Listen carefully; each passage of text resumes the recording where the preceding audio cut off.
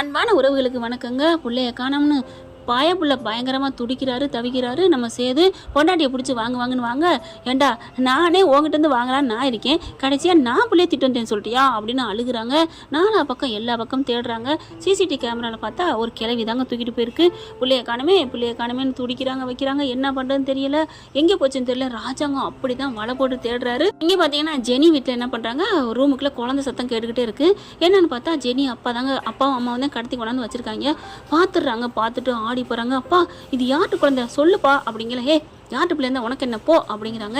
அந்த தமிழ்ச்செல்வி சேதுவும் என்னென்ன பாடுபடுத்துனாங்க, விட்டுருவேனா என்ன அப்படிங்கல.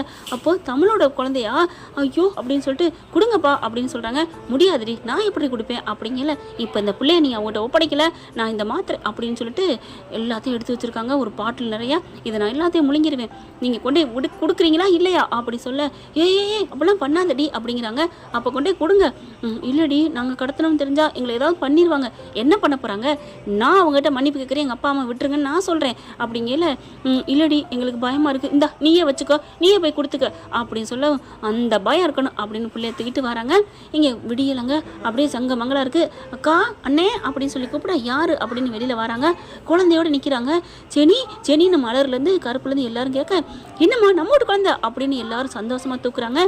எப்படிம்மா அந்த பிள்ளை அப்படின்னு சொல்ல, அப்பா அம்மா பண்ண தில்லாலங்கடி தில்லுமொழி வேலையை சொல்ல, சே இந்த மாதிரி கேவலமானவன் அவங்க வைப்பேன் அப்படிங்கிறாங்க. என்ன பண்ணுறது, நீங்கள்லாம் எல்லாம் பண்ணி எங்கள் அப்பா உள்ளுக்க வச்சுட்டீங்கல்ல. ஆமாம், அவன் எப்படி வெளில வந்தான்?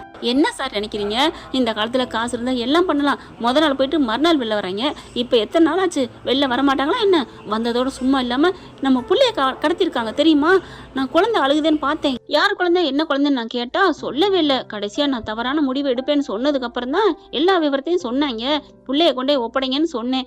முடியாது, வெக்கப்பட்டுட்டு இருந்தாங்க. நான் தான் பிள்ளைய தாங்கன்னு சொல்லி வாங்கிட்டு வந்துட்டேன். இந்தாங்க உங்கள் பிள்ளை அப்படின்னு கொடுக்க, ரொம்ப நன்றிம்மா, உனக்கு நான் என்ன நன்றி கடன் பட்டிருக்கோன்னே தெரியல அப்படின்னு ராஜாங்க கையெடுத்து நன்றி சொல்கிறாரு. பரவாயில்ல அங்கிள், பரவாயில்ல அப்படிங்கிறாங்க. எப்படியோ உனக்கு கல்யாணம் பண்ணி வச்சதுனால என்னென்ன சித்திரவதை பண்ண வேண்டியதாக இருக்குது அப்படிங்கல. இந்த தமிழ்ச்செல்வி கேட்காம விட்டுட்டாலே. ஐயோ அங்கிள், நீங்கள் தமிழ்ச்செல்வி தான் எனக்கு கல்யாணம் பண்ணி வைக்கல, நீங்கள் நம்புங்க அப்படிங்கிறாங்க. எப்படிம்மா சொல்கிற, எனக்கு தெரியாதா என்ன? அவள் அதெல்லாம் எதுவும் பண்ணலன்னு அடித்து சொல்லிட்டா. அவங்க அப்பாவுக்கு பேசுனது இந்த வீட்டிலேருந்து யாரோ தான் பேசியிருக்கீங்க, அது எனக்கு நல்லா தெரியும். ஏன்னா தமிழ்ச்செல்வி பொய் சொல்ல மாட்டா. அதுவும் இல்லாமல் என்கிட்ட சொல்லியிருப்பாள்ல, நான் தான் சொன்னேன்ட்டு. நான் கூட கேட்டேனே, ஏன்டி இப்படி பண்ண உங்கள் வீட்டில் தான் வேணான்னு சொன்னாங்களேன்னு கேட்டேன்.